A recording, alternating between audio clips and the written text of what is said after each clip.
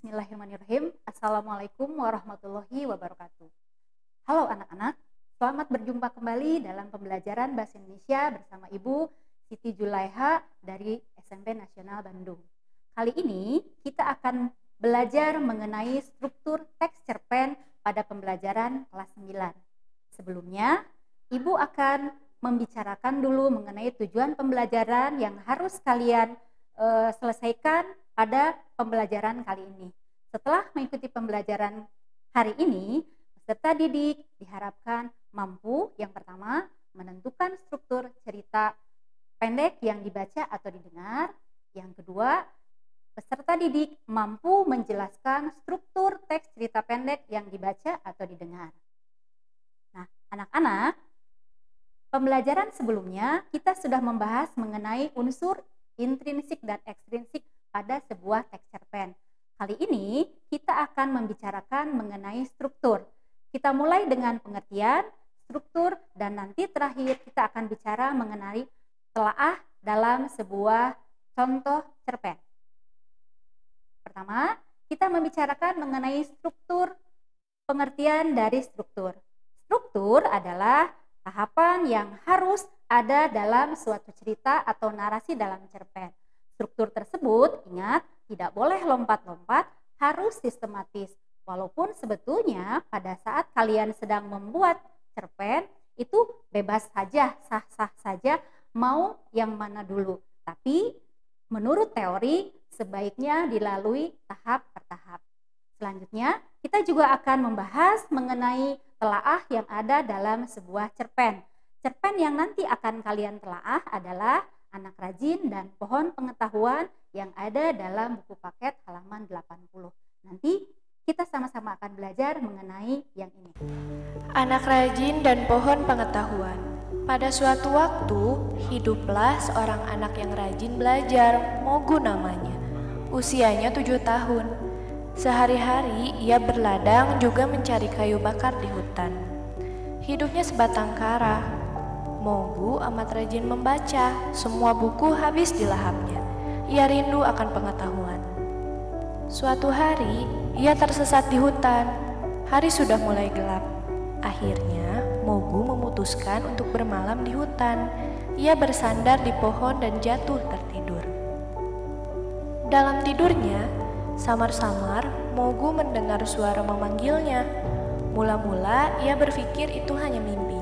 Namun, di saat ia terbangun, suara itu masih memanggilnya. "Anak muda, bangunlah, siapa engkau? Mengapa kau ada di sini?" Mogu amat bingung, dari mana suara itu berasal. Ia mencoba melihat ke sekeliling. "Aku di sini, aku pohon yang kau sandari," ujar suara itu lagi. Seketika Mogu menengok, alangkah terkejutnya ia. Pohon yang disandarinya ternyata memiliki wajah di batangnya. "Jangan takut, aku bukan makhluk jahat, aku Tulen, pohon pengetahuan. Nah, perkenalkan dirimu," ujar pohon itu lagi lembut. "Aku Mogu, pencari kayu bakar. Aku tersesat, jadi terpaksa bermalam di sini," jawab Mogu takut-takut. "Nak, apakah kau tertarik pada ilmu pengetahuan? Apa kau bisa menyebutkan kegunaannya bagimu?" tanya pohon itu. "Oh, iya, aku sangat tertarik pada ilmu pengetahuan. Aku jadi tahu banyak hal. Aku tak mudah dibodohi dan pengetahuanku kelak akan sangat berguna bagi siapa saja. Sayangnya, sumber pengetahuan di desaku amat sedikit, sedangkan kalau harus ke kota akan membutuhkan biaya yang besar. Aku ingin sekali menambah ilmuku, tapi tak tahu bagaimana caranya." "Dengarlah, Nak. Aku adalah pohon pengetahuan. Banyak sekali orang mencariku, namun tak berhasil menemukan. Hanya orang yang berjiwa bersih dan betul-betul haus akan pengetahuan yang dapat menemukanku. Kau telah lolos dari persyaratan itu. Aku akan mengajarimu berbagai pengetahuan. Bersediakah engkau?" tanya si pohon lagi. Mendengar hal itu, Mogu sangat girang. Sejak hari itu, Mogu belajar pada pohon pengetahuan. Hari-hari berlalu dengan cepat. Mogu tumbuh menjadi pemuda yang tampan. Pengetahuannya amat luas. Suatu hari, pohon itu berkata, Mogu, kini pergilah mengembara. Carilah pengalaman yang banyak. Gunakanlah pengetahuan yang kau miliki untuk membantumu. Jika ada kesulitan, kau boleh bertanya padaku, dan kau boleh datang padaku. Mogu pun mengembara ke desa-desa. Ia memakai pengetahuannya untuk membantu orang, memperbaiki irigasi, mengajar anak-anak membaca dan menulis. Akhirnya, Mogu tiba di ibu kota. Di sana ia mengikuti ujian negara. Mogu berhasil lulus dengan peringkat terbaik sepanjang abad. Raja amat kagum akan kepintarannya. Namun, ada pejabat lama yang iri terhadapnya. Pejabat Monda ini tidak senang Mogu mendapat perhatian lebih dari raja. Maka ia mencari siasat supaya Mogu tampak bodoh di hadapan raja. "Tuan Mogu, hari ini hamba ingin mengajukan pertanyaan. Anda harus dapat menjawabnya sekarang juga di hadapan Baginda," kata pejabat Monda. "Silahkan Tuan Monda, hamba mendengarkannya," jawab Mogu. "Berapakah ukuran tinggi tubuhku?" tanyanya. "Kalau hamba tak salah, tinggi badan Anda sama panjang dengan ujung jari Anda yang kiri sampai ujung jari Anda yang kanan bila direntangkan," jawab Mogu tersenyum. Pejabat Monda dan raja tidak percaya. Mereka menyuruh seseorang mengukurnya. Ternyata jawaban Mogu benar. Raja kagum dibuatnya. Pejabat Monda sangat kesal, namun ia belum menyerah. "Tuan Mogu, buatlah api tanpa menggunakan pemantik api." Dengan tenang, Mogu mengeluarkan kaca cembung, mengumpulkan setumpuk daun kering, lalu ia membuat api menggunakan kaca yang dipantul-pantulkan ke sinar matahari. Tak lama kemudian, daun kering itu pun terbakar api. Raja semakin kagum, sementara Tuan Monda semakin kesal. "Luar biasa, baiklah, aku punya satu pertanyaan untukmu. Aku pernah mendengar tentang pohon pengetahuan. Jika pengetahuanmu luas, kau pasti tahu di mana letak pohon itu. Bawalah aku ke sana," ujar raja. Mogu ragu. Setelah berpikir sejenak, "Hamba tahu Baginda, tapi tidak boleh sembarangan orang boleh menemuinya. Sebenarnya pohon itu adalah guru hamba. Hamba bersedia mengantarkan Baginda, tapi kita pergi berdua saja dengan berpakaian rakyat biasa. Setelah bertemu dengannya, berjanjilah Baginda takkan memberitahukannya pada siapapun," ujar Mogu serius. Raja menyanggupi. Setelah menempuh perjalanan jauh, sampailah mereka di tujuan. "Salam Baginda, apa keperluan Anda hingga Baginda datang menemui hamba?" sapa pohon dengan tenang. "Aku ingin menjadi muridmu juga. Aku ingin menjadi raja yang paling bijaksana," kata raja kepada pohon pengetahuan. "Anda sudah cukup bijaksana. Dengarkanlah suara hati rakyat, pahamilah perasaan mereka, lalu lakukan yang terbaik untuk rakyat Anda. Janganlah mudah berprasangka. Selebihnya, muridku akan membantumu. Waktumu sudah hampir habis. Sayang sekali pertemuan kita begitu singkat," ujar pohon pengetahuan seolah tahu ajalnya sudah dekat. Tiba-tiba, Monda menyeruak bersama sejumlah pasukan. "Kau harus ajarkan aku," teriak pada pohon pengetahuan. "Tidak bisa, kau tidak punya hati yang bersih." Jawaban pohon itu membuat Monda marah. Ia memerintahkan pasukannya untuk membakar pohon pengetahuan. Raja dan Mogu berusaha menghalangi, namun mereka kewalahan. Walau berhasil menghancurkan pohon pengetahuan, Monda dan pengikutnya tak luput dari hukuman. Mereka tiba-tiba tewas tersambar petir. Sebelum meninggal, pohon pengetahuan memberikan Mogu sebuah buku. Dengan buku itu, Mogu semakin bijaksana. Bertahun-tahun kemudian, Raja mengangkat Mogu sebagai raja baru. Yang ini. Kita mulai dengan struktur teks cerpen. Yang pertama disebut orientasi. Ingat, orientasi adalah pengenalan situasi cerita.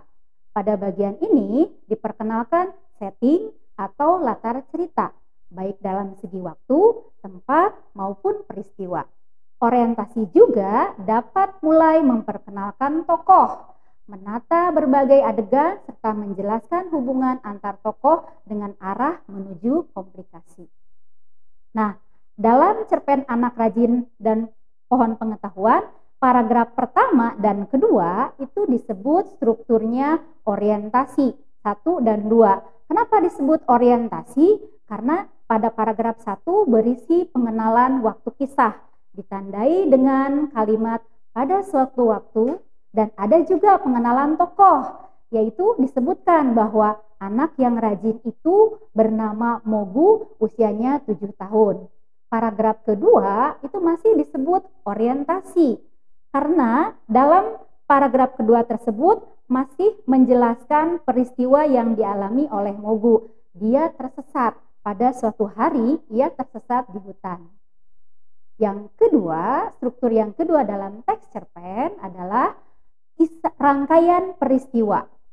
Nah, rangkaian peristiwa adalah kisah yang berlanjut melalui serangkaian peristiwa yang tak terduga.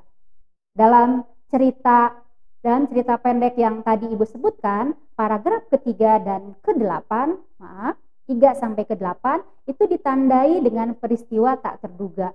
Mogu pergi ke hutan, dia tertidur dan mendengar suara.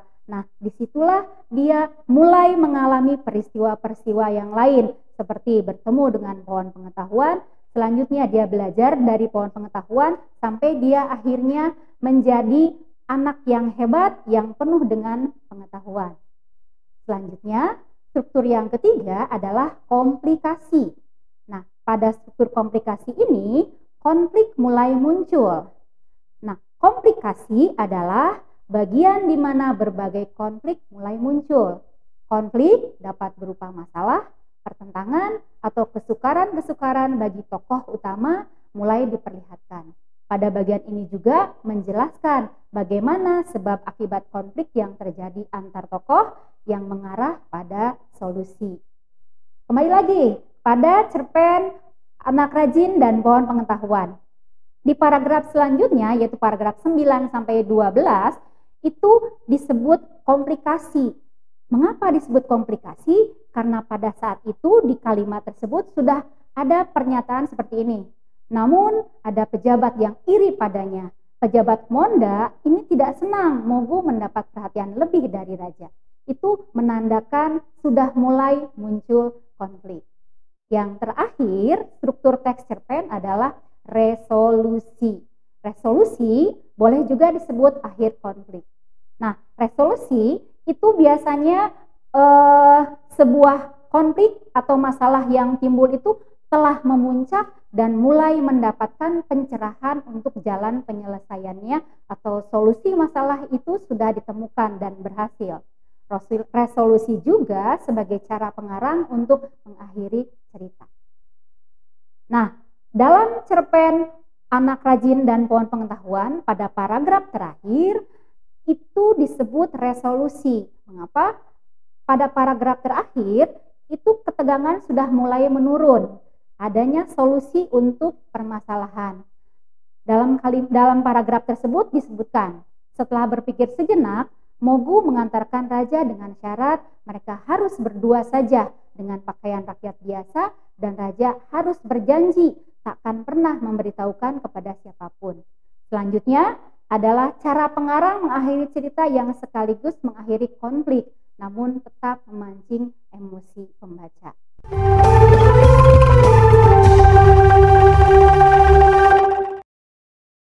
Nah, pada akhir cerita tersebut, kalian bisa merasakan bahwa pengetahuan itu sangat penting dan sangat berguna, karena dengan pengetahuan kalian bisa menembus segala masalah, bisa menyelesaikan segala masalah.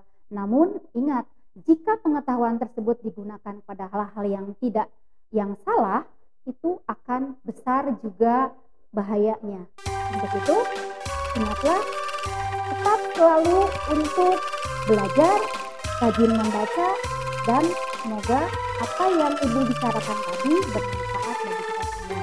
Tetap kesehatan, tetap semangat. Assalamualaikum warahmatullahi wabarakatuh.